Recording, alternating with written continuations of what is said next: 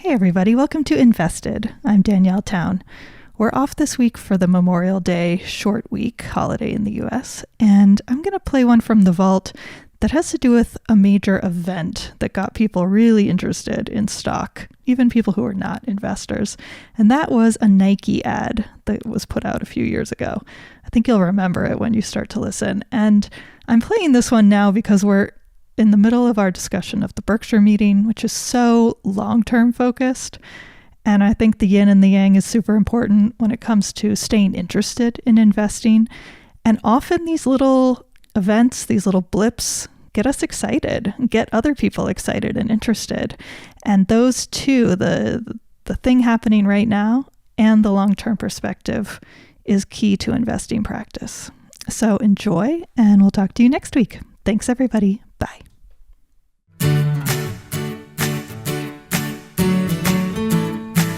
Hey everybody, this is Phil Town. And this is Danielle Town. And we're here for the InvestED podcast, where we are figuring out how to make money. As succinct as it gets. How would you take $1,000, add to it with your job? You know, I was just talking with one of our employees, and she was like, okay, I'm 55 years old. Now, how am I going to be able to retire? Because our savings have been all chewed up because, you know, so-and-so got a back problem, and then my son needed this, and my daughter needed that, and my mom needed this. Yeah. Right? And now we're 55, we don't have any savings. But we can save $1,000 a month. Mm-hmm. So started looking at this, right? This is a really big problem, huge problem. Because if you were putting money away at, let's say at 9%, let's say the market was somehow going to do 9% average, and you managed to do that over the next, in spite of the fact that we're at an all-time high and we're about to go in the tank here at some point, in the next 2 or 3 years, almost certainly. May not happen. I mean, the market went almost straight up from 1983 until 1980 until 1999. It's almost 20 years straight up. But there was a recession in 1990-91. Market came down. There was a big crash in 1987. Big sudden, like computer-driven crash. How do you call that almost straight up if there was a crash and a recession? Right. Good point. Oh. See, this is where... That was the almost part. This is where me being a kid during those years really doesn't come in handy, because then when you say stuff like that, I'm just like, okay, yeah, sure, I don't know. Sure. Well, some people would call it the longest bull market we've ever had, right? Almost 20-year bull market. But they forget that, in fact, we did have a huge drop in the market in 1987 in just a matter of a few days. But it probably wasn't because of the economy. There was no recession or anything. It just happened in a lot of, I've never read what it actually was. I think it was computer trading that just got out of hand. Then there was a pullback in 1991.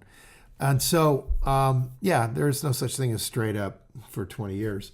And we've been straight up pretty much for 10 so far. So my answer to her was, okay, well, if you put your money away in SPY, which is what everyone's going to tell you to do. That's right? The S&P 500 index. Right. And you keep putting away $1,000 a month. By the time you're 65 in 10 years, you'll have about $200,000 total if the market does 9% average. You certainly couldn't expect the market to do a bigger average than that, although not unless it comes off a bottom someplace. So that would be really a good market and $200,000. And the problem is that if you have $200,000 and then you invest it like as a person should, who doesn't know how to invest, you have to put it in bonds when you retire, pretty much. Like, somebody's going to recommend like 2/3 bonds and 1/3 stocks. And you're going to reduce your rate of return dramatically from 9% down to about 5%. And then, of course, you can take a little bit of the $200,000 every year because you're not going to live forever, so you want to use it up. Mm-hmm. But 5% only gives you $10,000. And if you're making another $25,000 from Social Security, that gives you $35,000. And that's $3,000 a month. And, this family's used to living on, 70,000 or 80,000 a month. So 70 or 80,000 a month. Sorry, 70 or 80,000 a year. No wonder they don't have any savings. No, let's call it round numbers, $5,500 a month to $6,000 a month, $6,000 a month. Okay. And now they have to reduce that in half. And so you start to look at what their actual costs are that they're incurring out there, and it's not going to be pleasant to live on $3,000 a month. No. So I guess what this podcast is about is in part for people that are in those shoes, and they have, they really, if they can learn to invest and you go out and buy some good companies, I think your odds of having a higher rate of return are pretty good. I mean, the market itself, is a lot of stocks. And if you have, let's say, 10 good ones, you're going to do better than the market. At least this is our experience. This is Buffett's experience. This is what thousands of people are experiencing. And better than the market might be 15%, in which case you end up with a whole different life. Yeah. That's what happens. Yeah. A whole different retirement. A whole different retirement. Now, the catch is she's not going to do that. She's not going to learn. I know she's not going to learn. So it's not for everybody. And it's not even for a lot of people, I think. It is for people who are willing to put the work in, though. Well, and that's why I've really come to this theory, idea, method of practicing investing, because for somebody who's older like that, I totally get it. It really is like, I just need money. This is about the money. I don't care if I enjoy it. But for somebody who's younger and that time feels like, oh, there's a lot of opportunity between now and then, and, I'll figure it out. We kind of need a little bit of an incentive to start thinking about it and to start making it part of our lives. And so for me, that's been the investing practice, and finding the value in choosing wonderful companies that are making a difference in the world. And I think if we can combine those things, that's a real game changer. People don't think that they're going to have any impact on what a company's doing in the world. But it's right, it's just exactly like thinking you're not going to have an impact by voting for the president of the United States. Or a senator or something. So assuming you can at least get over that hump, something's just happened in the news that's really, I think, rather extraordinary with regard to how investors can actually, make a vote for a certain kind of behavior on the part of businesses. Did you see what's going on with Nike? Yeah. So Nike just recently put out this ad, and I'm totally going to get the guy's name Colin Kaepernick started the whole kneeling in football games. You don't watch football. Colin Kaepernick. I clearly do not watch football. So he's very controversial and political, and I think he doesn't even play football anymore. And but not because he doesn't want to, I think, but because he became such a lightning rod for the tensions in the NFL around kneeling during the national anthem. And Colin is a fascinating guy. I mean, he really is. He was brought up in a I think a mixed race family or a white family. I'm not sure which. I think his parents are white. I think he was adopted. Okay, so he's adopted. I hate that we're talking about him, and clearly, I really basically know nothing about him. So I hesitate to say anything more because that might be inaccurate. It's an ad that says, "This is a guy who just went and did it. He walked his talk." Oh, so it's like Nike just do it, and he's a guy who just did it. Yeah, kind of like that. Okay. So it's a really powerful ad. It's like everybody knows where this guy's at, right? And how much what the price he's paying for his view. Mm-hmm. And Nike is basically saying, we're not saying we agree with it or disagree with it. We're saying it's awesome that you can do that. And that's what we mean by just making it happen. kind of. Got it.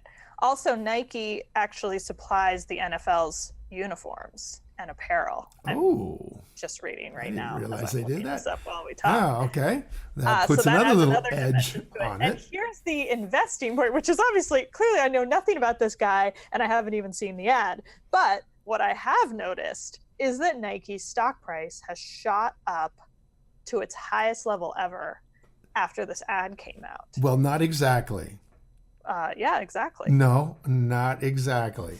Tell What me about the happened not exactly was after that ad came out, Nike's stock price dropped like a brick.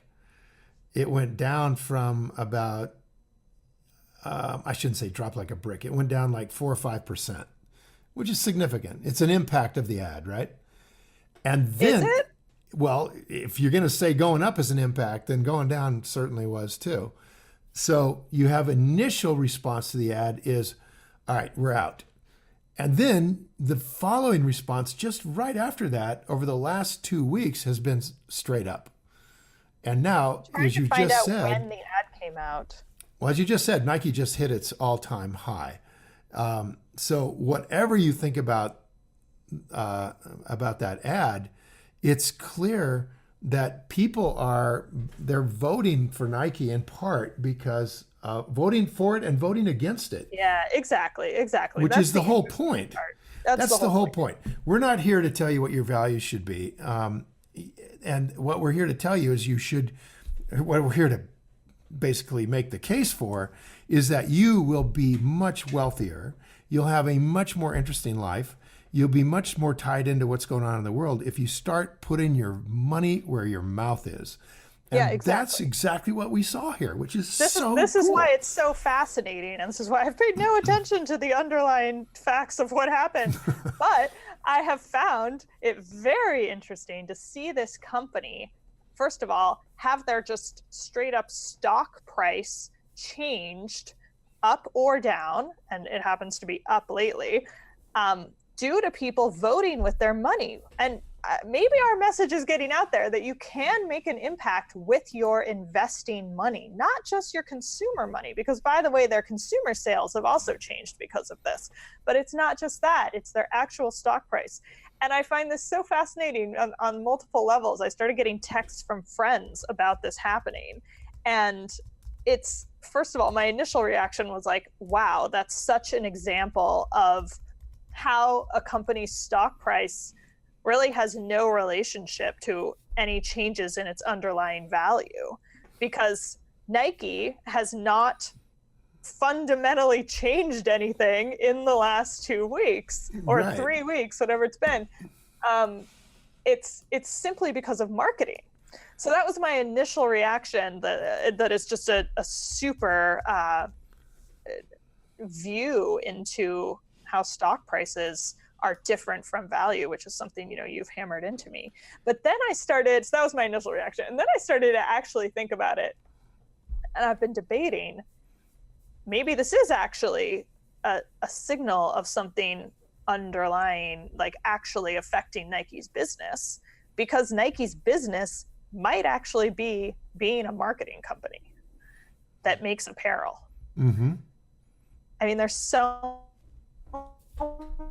many apparel companies out there and so many sneaker companies. How do they differentiate through, yes, their product, but through marketing?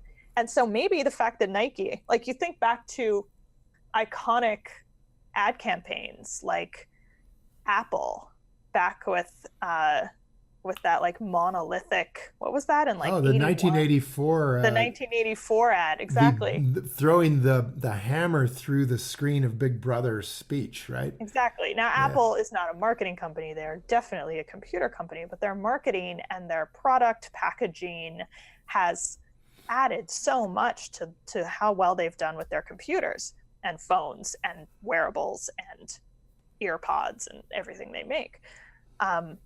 So maybe actually, now that I've been thinking about this, and I'm curious what you think, Jad, maybe this is a signal of something in Nike's actual business, that it might be worth more because of this ad, or is it fleeting? What do you think? Well, I think that's absolutely, to have the stock, this is a very, very big stock. meaning a lot of shares trade every day on the order of, on a big day like that, almost 20 million shares traded the day that came out, I think. It was a huge number. The ordinary trading for Nike is about 5 million shares a day, and it quadrupled. So obviously a lot of big investors, or an enormous number of small investors, decided to take action based on Nike putting out this controversial, what could be taken to be a controversial ad, depending on how you took it, right? And so the initial reaction was, oh my gosh, Nike's getting political.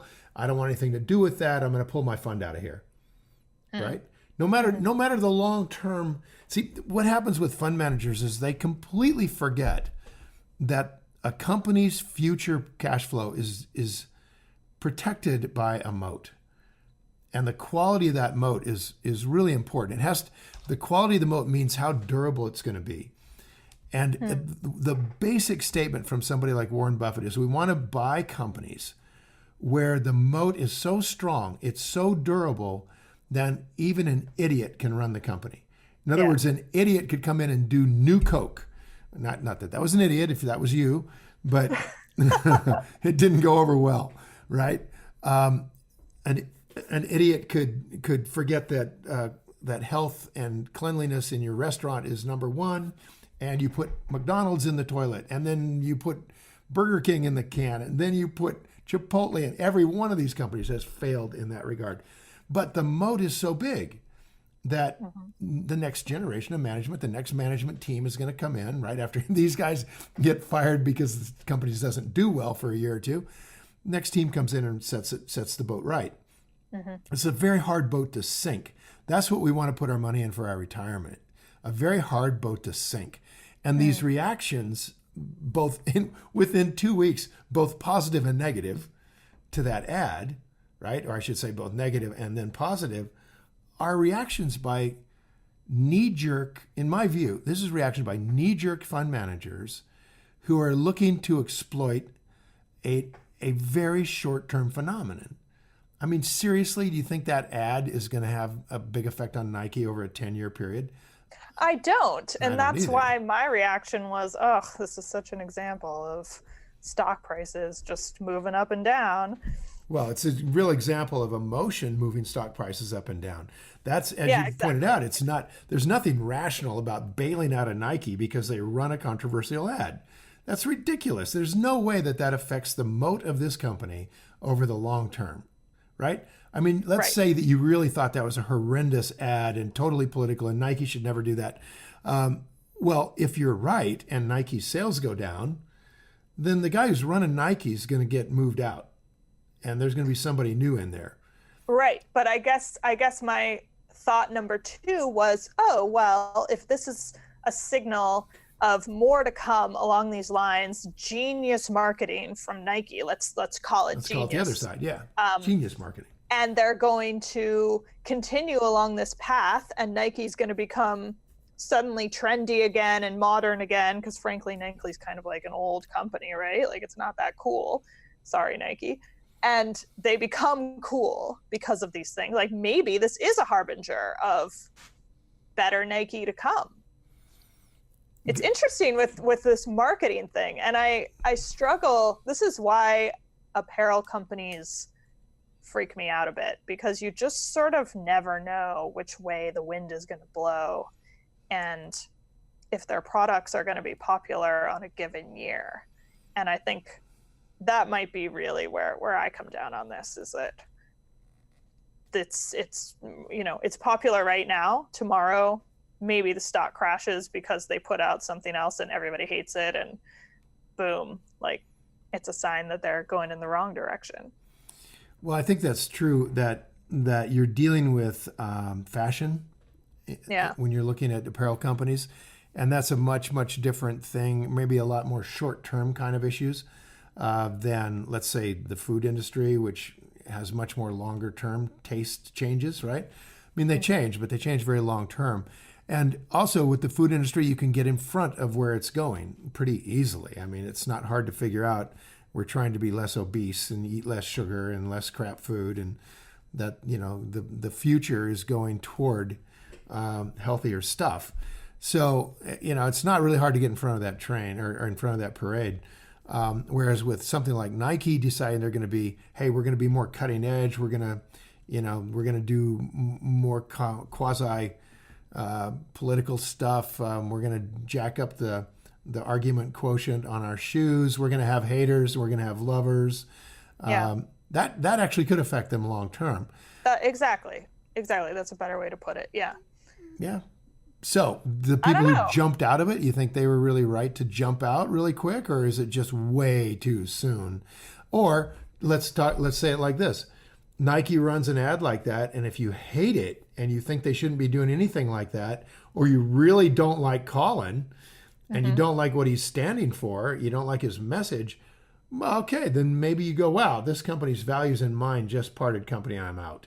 Yeah. And Or I think maybe, it's super important to do that. Yeah, I do too. So don't support a company that you don't like what they're doing. Yeah, and look at I mean, you this is a whiplash. So let's just say that's one of the big drivers of people jumping out of there is like that's a value decision. And then people are looking at Nike and saying, I've never bought into Nike, but by gosh, I really am proud that they're going to stand with this guy. I like his message. I like what he's trying to put out there. I think he's brave. I think he's sacrificing a career in order to make a statement that needs to be made, and I'm all for it, and I'm jumping in with Nike. Yeah, I think it's a fantastic real-life example of votes. Me too. This is good stuff. I really like it a lot, and I hope we can find some more of these out there. It's happening, Danielle. One of the largest fund managers in the world, BlackRock, with a huge amount of money under management, has just started to put out a very strong message that they want to do socially what's the right word? Socially measured investing? Or? Yeah, they have. I mean, they did this back in like February. No, January. They announced it in January, and they call it using a social component, I think, to their calculations, essentially. Yeah, they're measuring stuff. They're measuring stuff, and rather than being neutral on the effect a company has on the world, they have decided to give that some sort of a quotient in their calculations. And beyond that, I don't know the details of what exactly. I mean, this is always the question that we get into when we come to funds and large organizations is like, well, all right, that sounds good, but what does that actually mean? And do they agree with me? Do I agree with them? Like, where are the lines? And here's the thing. At the end of the day, I guarantee you, they're still buying 100 companies or 200 companies. And if you really know 200 companies, can you really, one fund manager? I don't know. Yeah, I don't think so. I've also been told, I mean, I think it's so great what they're doing. Let me just preface what I'm about to say with this. It's so important to have big companies like that put it out there that they think it's important enough to their bottom line that they will consider social responsibility in their investing choices. It makes it mainstream. And we've been talking about it for a few years. So many other people are coming into this idea of public market investing having a social responsibility component, and that is super important. You think it's like window dressing? I don't know. I should really look into it a bit more. I don't know, because again, that was just something I was told by somebody in the finance industry who works with them. So it could be totally wrong. If you're going to buy 100 companies or 150 companies, I don't see how it could be much other than window dressing. I mean, you're just basically saying, yeah, I'm going to take 10% of the companies that are out there and we're going to buy them. And I think window dressing is a little too strong. There should be a better, it's kind of like I'm sure they are making decisions. It's a factor. Is it a big factor? I don't think so.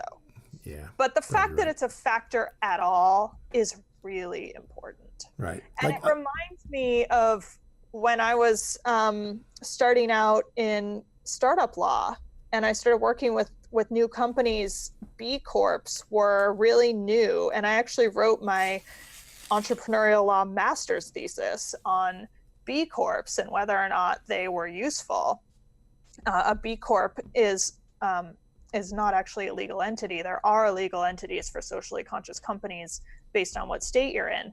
But a B Corp is actually a private organization that a company can sign up to their standards. And then once they've done that, and they have to do certain things legally within their own charter and their own management system, once they've met these requirements that the B Corp private organization requires, they can then announce themselves and advertise themselves to the world as a certified B Corp. And I'm sure we've all seen it and maybe not really realized what we were seeing, but you see this little B in a circle stamp on a company's products, often on food products. And that means that they're a certified B Corp. So I had a lot of clients asking me, should we become a certified B Corp? Is this worth the time and the money? Quite frankly, all of these B Corps have to pay the B Corp organization money every year. So it costs money. And it's a really interesting question about whether or not it's worth it. And where I came down a number of years ago, and I think that this is borne out to be true, it's a marketing choice. You can run your company according to those standards without having to pay that organization a dime. And you can set up your company exactly the same way without having to pay that organization a dime. You can do a better job even than they require. But getting to put that stamp on your packaging or on your website means something to a lot of people who are looking for companies who are living by those kinds of requirements. And so, again, like, I don't think it's strictly window dressing. I think it matters, but it's also marketing. And maybe it's marketing before the part that matters. Well, man, I'll tell you, that's very complicated for me. This B Corp thing. I'm sitting here thinking, holy criminy. Now, in order to be impressed by the little circle B, I've got to know what that means, right? Of course, yeah. Which many people do and many people don't. Well, do I agree? I mean, if I did know what it means, I might not agree with all of it. I just don't know. I mean, I want to look at each company as if I own that company and apply my moral standards to that and my values to that. And honestly, there's a range going on here, right? Like, for example, I might be interested in buying into a company that raises chickens for food, as opposed to have a pet, I suppose, like chicken pets. Yeah. So this is a food raising chicken farm.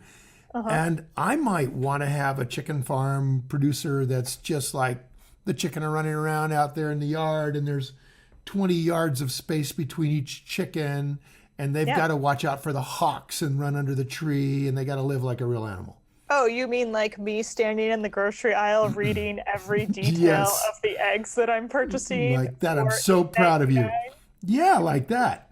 Exactly like that. You know why? Because the ones that cost $8.99 have those kinds of descriptions, and the ones that cost $1.99 don't. And the ones that cost $69 have the description that says these chickens are smashed into a cage straight out of, Napoleon Dynamite or something. So yeah, I'm pretty sure they don't put that on the package. No, they don't, but you can count on it.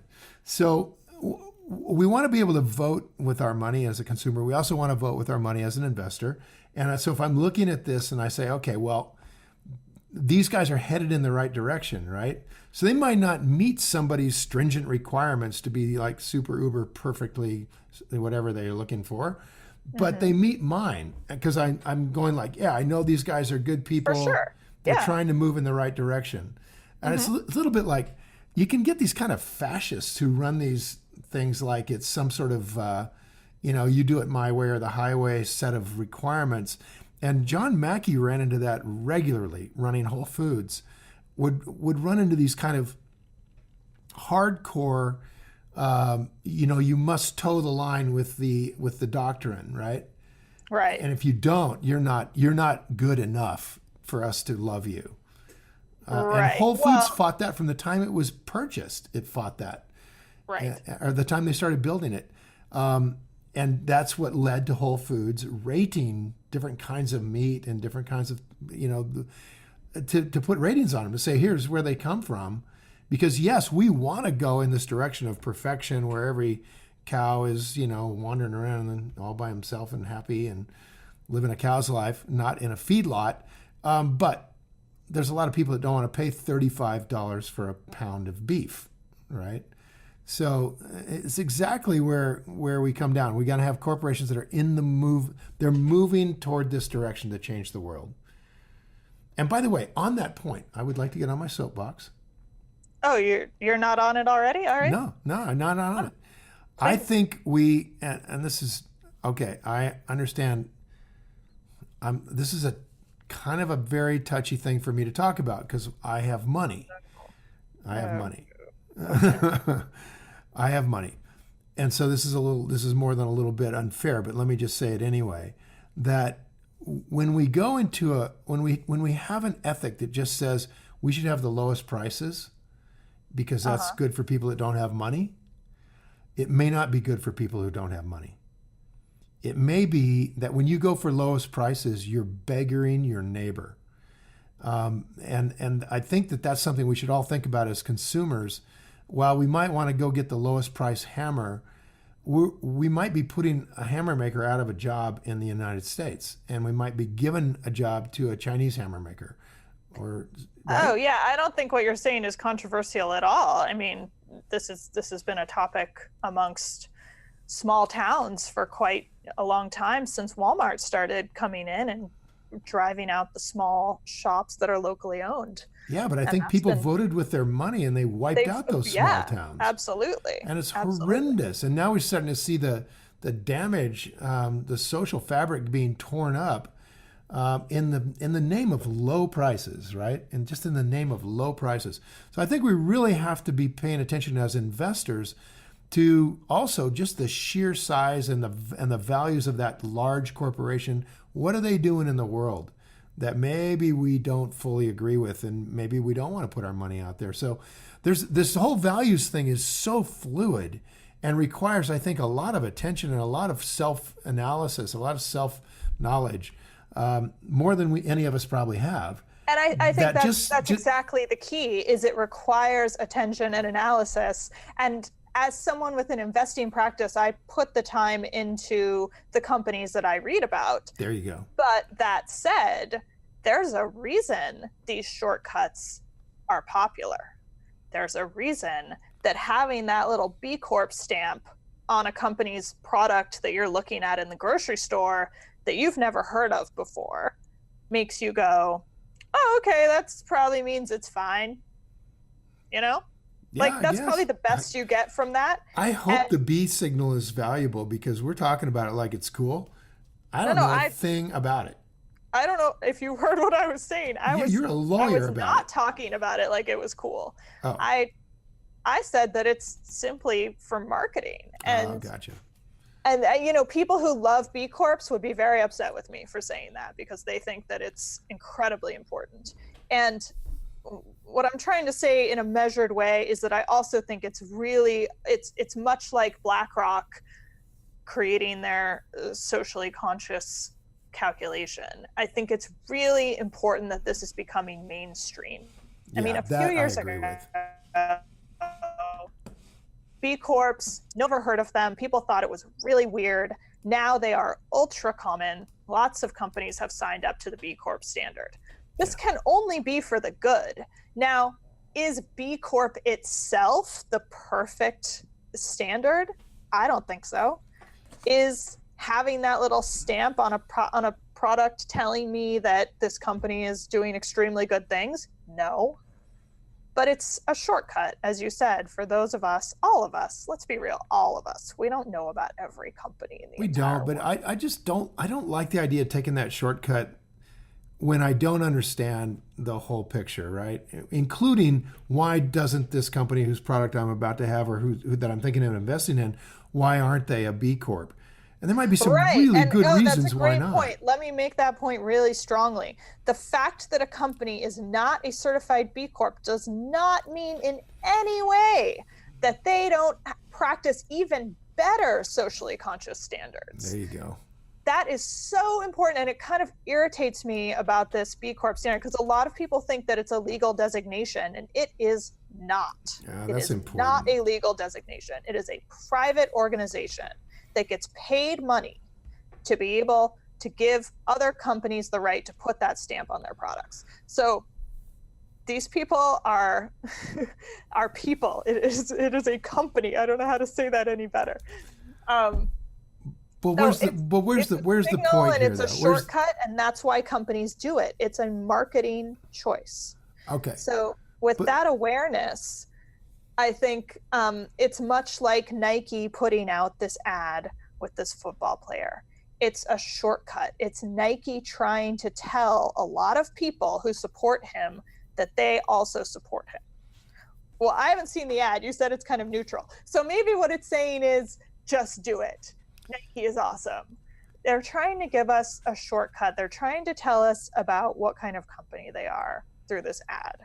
And should we take that shortcut? Hopefully not. Hopefully we look at what they're actually doing. Yeah, I agree with that. Hopefully we look at what they're actually doing, and we make our own investing socially conscious in our view of what's socially conscious. I think that's the best way to go. Agree. All right. Well, we're socially consciously leaving you here and going to go play right away. Should we push on our earnings for another week? On earnings next week. I don't even want to tell you why. All right. Thanks, everybody. Time to go play. Bye. Go be socially conscious now. Your own way. That's right. See ya. Bye.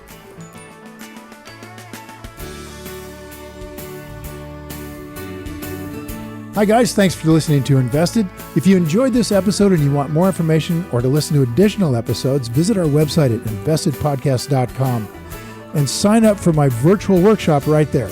Spots are definitely limited for this event. I'm not kidding, they really are. They sell out very quickly. So everything discussed on this podcast, by the way, is either my opinion or it's Danielle's opinion.